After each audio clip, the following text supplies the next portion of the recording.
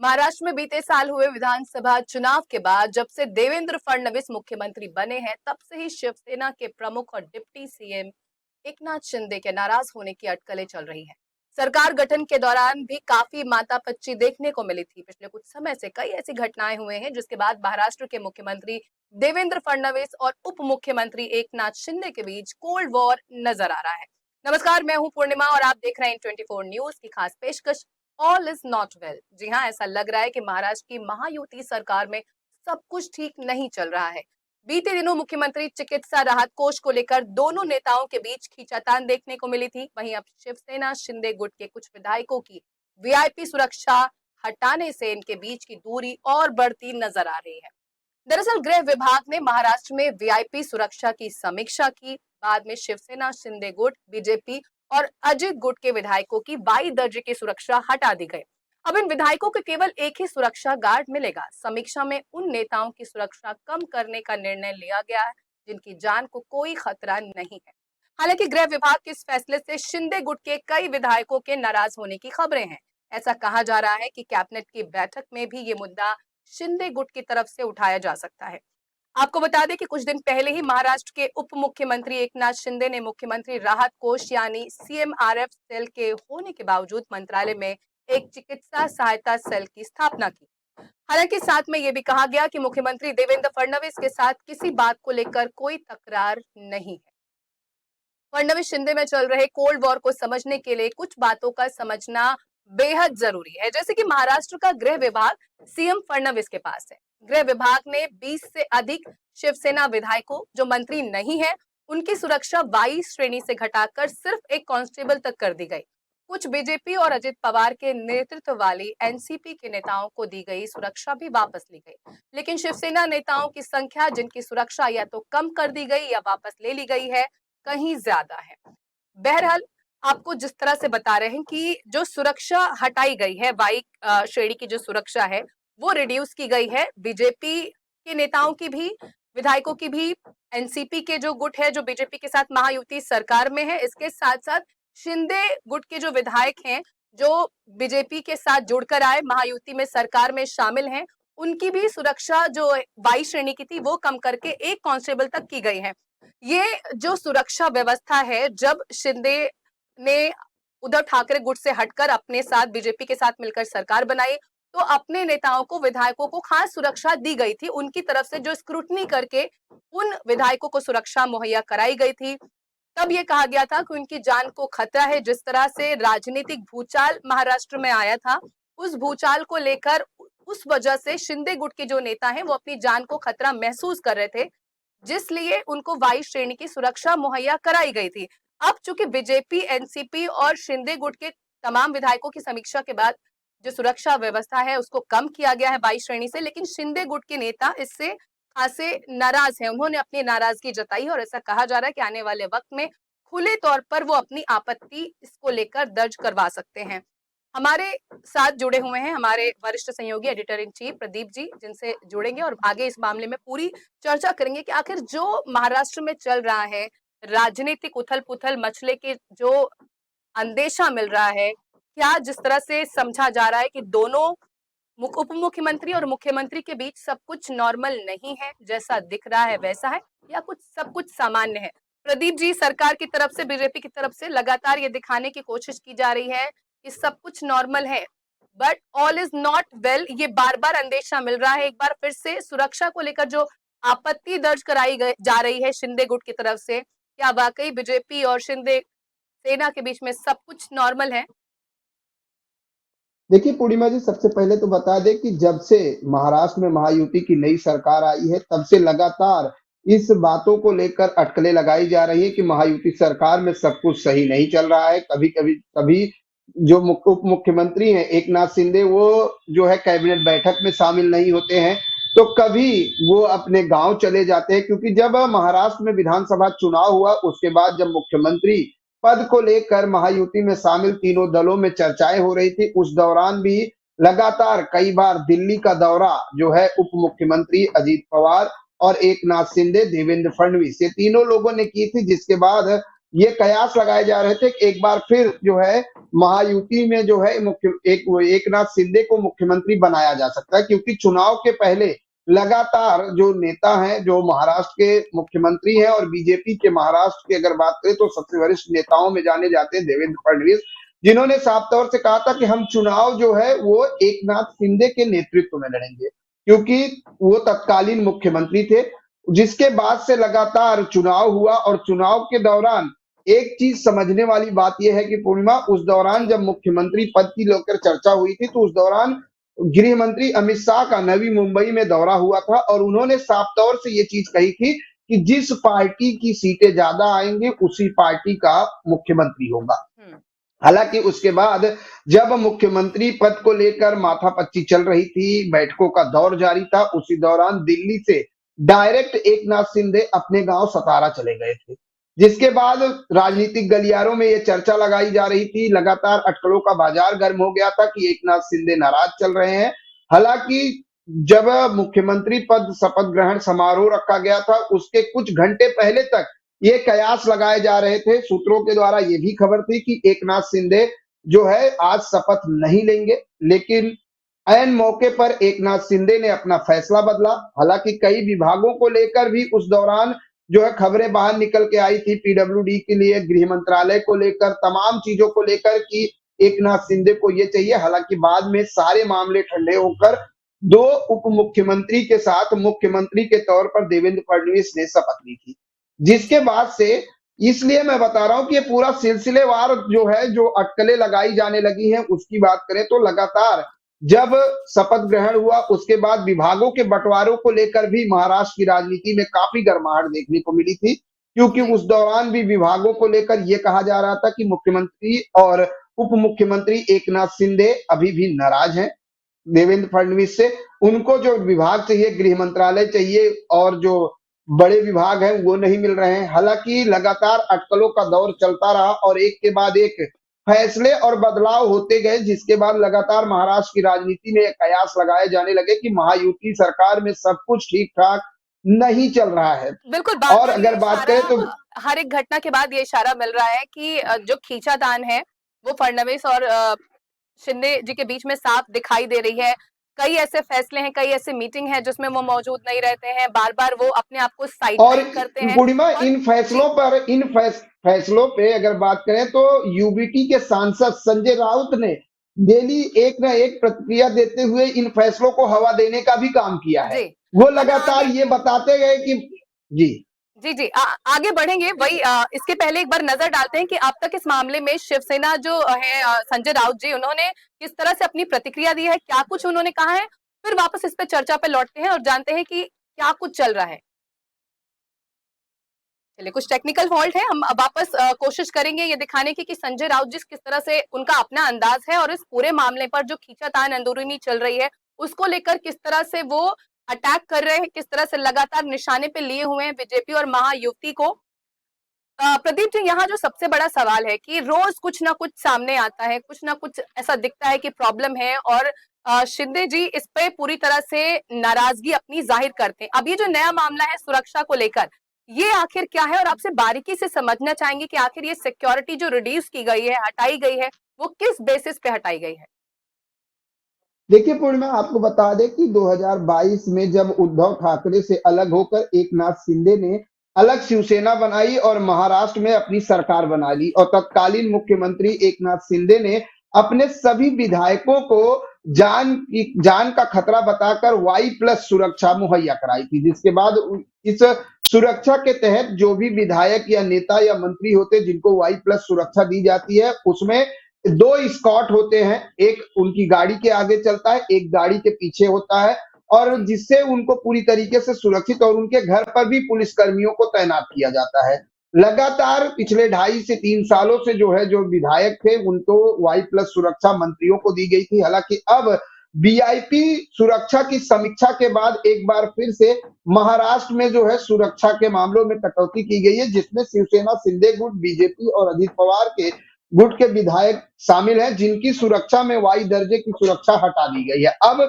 इन विधायकों को केवल एक सुरक्षा गार्ड यानी एक पुलिस या जवान इनके साथ तैनात रहेगा। दूसरी अगर हम बात करें कि समीक्षा में उन नेताओं की सुरक्षा कम करने का निर्णय लिया गया जिनकी जान को कोई खतरा नहीं है, क्योंकि समय समय पर आपको बता दूं कि समय समय पर एजेंसियों द्वारा सरकार जो है स्कूटनी कराती रहती है सुरक्षा के जी। मामलों को लेकर। इंटरपोल की खबरों के आधार पर और जो सुरक्षा एजेंसियां हैं उनके द्वारा स्कूटनी की जाती है कि इस समय में सुरक्षा की स्थिति क्या है, राज्य में क्या कुछ चल रहा है, कौन से नेता की सुरक्षा में कितना खतरा है, कौन सी किस नेता के ऊपर किस तरह के सुरक्षा को लेकर सवाल खड़े हुए हैं। इन तमाम चीजों का होता रहता है, स्क्रूटनी होती है समय समय पर। और यही कारण बताया जा रहा है कि इस बार वीआईपी सुरक्षा की समीक्षा करने के बाद एक नाथ शिंदे खेमा, अजीत पवार गुट और बीजेपी के भी कुछ विधायकों के जो है सुरक्षा में कटौती की गई है। लेकिन इस कटौती में सबसे ज्यादा अगर प्रभावित हुए हैं तो वो शिंदे खेमा हुआ है। एक नाथ शिंदे की जो शिवसेना के विधायक हैं उनकी सुरक्षा में सबसे ज्यादा पार्टी के नेता शामिल है जिनकी सुरक्षा कम की गई है। शिंदे की विधायक और नेताओं की सुरक्षा कमी करने का सबसे बड़ा रीजन ये बताया जा रहा है कि जो राजनीतिक गलियारे में हलचल चल रही है कि इसके बीच कहीं ना कहीं मुख्यमंत्री और उप मुख्यमंत्री एक नाथ शिंदे के बीच चल रहे कोल्ड वार की वजह है। हालांकि नेताओं ने नाराजगी जताई है, शिवसेना विधायक और नेताओं को वाई कैटेगरी सुरक्षा दी गई थी, जी। अब उन्हें हटा दी गई है। जिसके बाद से ये भी कयास लगाए जा रहे हैं कि बजट सत्र शुरू होने वाला है महाराष्ट्र सरकार का और शिवसेना शिंदे गुट के जो नेता विधायक हैं वो ये मुद्दा इस बार सदन में भी उठाने वाले हैं। ये भी जी सूत्रों से खबर प्रदीप, पता जिस तरह चली से है। हम यहाँ बात जी कर रहे हैं कि जो ये सुरक्षा व्यवस्था है, जो सुरक्षा दी गई थी, वो अभी जो हटाई गई वो बीजेपी के उसमें विधायक शामिल हैं, बीजेपी के नेता भी शामिल हैं, एनसीपी गुट के जो अजीत गुट के नेता हैं वो भी शामिल हैं, शिवसेना के एक नाथ शिंदे के गुट के जो नेता हैं वो भी शामिल हैं। तो आखिर नाराजगी सिर्फ जी शिवसेना की तरफ से उठाई जा रही, क्या वो ये मानते हैं कि बीजेपी की तरफ से उनको नीचा दिखाने की, टारगेट करने की कोशिश बार बार की जा रही, इसलिए क्या उनकी नाराजगी है? देखिए पूर्णिमा, आपको बता दें कि लगातार अभी हाल ही अगर बात करें तो उप मुख्यमंत्री एक नाथ शिंदे का जन्मदिन था, जिस दौरान उन्होंने उप मुख्यमंत्री कार्यालय में वैद्यकीय सहायता कक्ष का स्थापना, ये महाराष्ट्र में पहली बार हुआ है कि जब एक उप मुख्यमंत्री जो है अपने वैद्यकीय कक्ष सुरक्षा सहायता केंद्र खुद चला रहा है। आपको बता दें कि अब तक ऐसा कभी नहीं हुआ है। महाराष्ट्र में हमेशा मुख्यमंत्री वैद्यकीय सहायता केंद्र जो है वही चलता था और जब तत्कालीन मुख्यमंत्री एक नाथ शिंदे थे उस दौरान उनके करीबी और विश्वास पात्र रहे मंगेश च्यूटे को जो है इस कक्ष का प्रमुख बनाया गया था। हालांकि हाल ही में उप मुख्यमंत्री देवेंद्र फडणवीस ने इस कक्ष के प्रमुख पद पर जो है नाइक की तैनाती की है और मंगेश च्यूटे की वहां से छुट्टी कर दी गई थी, जिसके बाद एक नाथ शिंदे ने उप मुख्यमंत्री वैद्यकीय सहायता केंद्र की स्थापना की और उसके प्रमुख जो है मंगेश च्यूटे को बनाया गया। तो यानी एक तरफ से ये संकेत तो मिल रहे हैं कि नाराजगी है, आखिर जिसको मुख्यमंत्री कार्यालय से हटाया जाता है और फिर उसी शख्स को उप मुख्यमंत्री कार्यालय में वैद्यकीय कक्ष का प्रमुख बनाया जाता है। तो कहीं ना कहीं सरकार के बीच में असमन्वय दिखाई दे रहा है, क्योंकि लगातार जो अटकलें कहते हैं कि जब आग लगती है तभी धुआं उठता है। तो कहीं ना कहीं ये चीजें तो हैं कि कहीं कुछ ना कुछ तो नाराजगी है। प्रदीप, हालांकि जिस तरीके जिस तरह का माहौल है, क्या ये माना जाए कि बीजेपी का भविष्य तो सुरक्षित है महाराष्ट्र में, लेकिन महायुति का जो भविष्य है वो बहुत सुरक्षित दिख नहीं रहा है, जिस तरह के हालात हैं? बिल्कुल, क्योंकि बीजेपी अपने आप में पूरी तरह से सुरक्षित है, क्योंकि 139 यानी 139 सीटें जी, पाई है मेजॉरिटी है। बीजेपी और सबसे बड़ी पार्टी जो है महाराष्ट्र की सबसे बड़ी पार्टी उभर कर बीजेपी यहाँ विधानसभा चुनाव में आई है। तो बीजेपी अब पूरी तरह से आश्वस्त है कि अगर उनके साथ कोई भी जो महायुति में शामिल तीनों दल हैं, अगर एक भी दल निकल जाता है तब भी सरकार चलेगी। तो सरकार के लिए अब उनको ये नहीं कि सरकार गिर जाएगी, लेकिन ऐसे में बीजेपी अब अपनी तरफ से पूरी तरह आश्वस्त है कि हम सुरक्षित हैं, हमारी सरकार सुरक्षित है। और लगातार जिस तरह से अटकलों का बाजार गर्म है, जी। ऐसे में कयास, क्योंकि सुरक्षा तीनों दलों के विधायकों को इसलिए हटानी थी, अगर एक दल की किसी एक पर्टिकुलर दल की अगर सुरक्षा हटाई जाती तो सरकार और भारतीय जनता पार्टी सीधे तौर पर जनता के निशाने पे आ जाती पूर्णिमा। जी। ऐसे में जिस तरीके से तीनों दलों की हटाई गई है तो ये कहना एक अच्छा है कि हमने सबकी सुरक्षा हटाई है। लेकिन सवाल ये भी है कि सबसे ज्यादा अगर प्रभावित हुए हैं तो शिंदे गुट के ही विधायक प्रभावित हुए हैं। क्योंकि यही बागी विधायक थे जिनको वाई प्लस की सुरक्षा दी गई थी। अब उनकी सुरक्षा कम की गई है तो कहीं न कहीं विधायकों के मन में डर और असहजता तो उत्पन्न होना स्वाभाविक सी बात है कि एक बार यही सरकार हमें सुरक्षा देती है और हमारी ही सरकार हमसे सुरक्षा जी। वापस लेती है। तो सवाल तो खड़े होंगे पूर्णिमा। लेकिन जिस तरह से उप मुख्यमंत्री एकनाथ शिंदे आज सुबह में भी लगातार ये कहते नजर आए कि हमारे बीच में कोई नाराजगी नहीं है। हम समन्वय के साथ काम कर रहे हैं। वैदिकी कक्ष को लेकर भी उन्होंने अपनी प्रतिक्रिया दी है। उन्होंने साफ तौर से कहा है कि ये वैदिकी कक्ष मुख्यमंत्री सहायता वैदिकी कक्ष के साथ समन्वय का काम करेगा, अलग से कोई फंड नहीं जी। देगा। यानी एक तरफ तो आप अलग घर बसा रहे हो, दूसरी तरफ ये भी कहते हो कि हम साथ में हैं। बहुत बहुत शुक्रिया प्रदीप, हमारे साथ जुड़ने के लिए, तमाम जानकारी हमसे साझा करने के लिए। एडिटर इन चीफ प्रदीप ये हमारे साथ जुड़े थे, उन्होंने बताया किस तरह से महाराष्ट्र में राजनीतिक उठापटक जारी है। महायुति गठबंधन में जिस तरह से लगातार एकनाथ शिंदे और देवेंद्र फडणवीस के बीच की जो दूरियां हैं, जो खाई हैं, वो बढ़ती दिख रही है। इसको लेकर आखिर किस तरह से महाराष्ट्र की राजनीति करवट लेगी, ये देखने वाली बात होगी। आपको बता दें कि शिवसेना के विधायकों और सांसदों को ये सुरक्षा अक्टूबर 2022 में शिंदे के सीएम बनने के कुछ महीने बाद दी गई थी। पिछले महीने शिंदे ने 2027 में कुंभ मेले की तैयारियों पर फडणवीस की बुलाई गई नासिक महानगर क्षेत्रीय विकास प्राधिकरण की बैठक में भाग नहीं लिया था। बाद में इस विषय पर शिंदे ने अपनी समीक्षा बैठक की थी। फडणवीस ने रामेश्वरम नाइक को सीएम रिलीफ फंड का प्रमुख बनाया था, जबकि शिंदे ने अपने करीबी मंगेश चिवटे को ये जिम्मेदारी सौंप रखी थी। वहीं मंगेश चिवटे को शिंदे के नए सेल का प्रमुख बनाया गया है और सीएम रिलीफ फंड होने के बावजूद शिंदे ने नया सेल बनाया है। कुल मिलाकर ये वो तमाम बातें हैं जो बीजेपी और शिवसेना में बढ़ती दूरियों के संकेत दे रही हैं। जैसा कि हमने आपको बताया है कि शिवसेना में फूट पड़ने के बाद एकनाथ शिंदे महाराष्ट्र के मुख्यमंत्री बने थे। उन्होंने अपने गुट के विधायकों और प्रमुख नेताओं को वाई दर्जे की सुरक्षा मुहैया कराई थी। इस सुरक्षा में विधायकों के वाहनों के आगे और पीछे पुलिस की गाड़ी चलती थी, वहीं घर के बाहर भी पुलिसकर्मी तैनात रहते थे। लेकिन अब राजनीतिक गलियारों में कहा जा रहा है कि सीएम फडणवीस और डीसीएम शिंदे की जारी शीत युद्ध की वजह से शिंदे गुट के विधायकों पर गाज गिरी है। हालांकि कुछ लोग इस कदम को राज्य के संसाधनों के दुरुपयोग को रोकने के लिए सीएम फडणवीस के नेतृत्व वाली सरकार की पहल के हिस्से के रूप में देख रहे हैं। दरअसल इन विधायकों को वाइस सिक्योरिटी कवर अतिरिक्त भत्ते के तौर पर दिया गया था, जबकि वो मंत्री नहीं है। लेकिन राज्य सरकार के इस फैसले से शिंदे सेना और बीजेपी के बीच चल रहे तनाव में और इजाफा होने की पूरी पूरी आशंका है। इस कदम को सीएम देवेंद्र फडणवीस द्वारा अपनी सत्ता कायम रखने के लिए एक रणनीतिक चाल के रूप में देखा जा सकता है, लेकिन इससे शिवसेना शिंदे गुट नाराज हो सकती है। इन दिनों मंत्रालय भवन यानी राज्य सचिवालय की 7वीं मंजिल सत्ता संघर्ष का प्रतीक बन गई है, जिसमें फडणवीस का वॉर रूम प्रमुख परियोजनाओं और महत्वपूर्ण बैठकों की निगरानी कर रहा है। वहीं एकनाथ शिंदे ने महाराष्ट्र में प्रमुख परियोजनाओं की समीक्षा के लिए एक समन्वय समिति कक्ष स्थापित किया है। बात चाहे जो भी हो, लेकिन जिस तरीके से एक के बाद एक घटनाक्रम सामने आ रहे हैं, उससे ऐसा लगने लगा है कि बीजेपी और शिवसेना के बीच दूरी बढ़ने लगी है। वैसे भी महाराष्ट्र की राजनीति इन दिनों इन दोनों देश में सबसे जटिल है। महाराष्ट्र के नेताओं के मन में क्या चल रहा है, इसको समझना टेढ़ी खीर से कम नहीं। अभी 2.5 महीने पहले ही की बात है कि जब महायुति गठबंधन में महाविकास अघाड़ी को हराकर प्रदेश में अपनी सरकार बनाई थी। सरकार गठन के दौरान भी सत्ता में शामिल होने के लिए शिवसेना प्रमुख एकनाथ शिंदे को बड़ी मुश्किल से मनाया गया था। लेकिन राज्य के मुख्यमंत्री रह चुके एकनाथ शिंदे को शायद डिप्टी सीएम बनना रास नहीं आ रहा। वो अपने अनबने ढंग से शपथ ग्रहण में शामिल हुए थे और यहाँ तक कि सरकार गठन के बाद से ही एकनाथ शिंदे सामान्य नजर आ भी नहीं रहे हैं। एकनाथ शिंदे पिछले कई कैबिनेट बैठकों से नदारद रहे हैं। लगातार हो रहे घटनाक्रम अभी ये संकेत देने लगे हैं कि जैसे भाजपा अब एकनाथ शिंदे और शिवसेना से छुटकारा पाना चाहती है।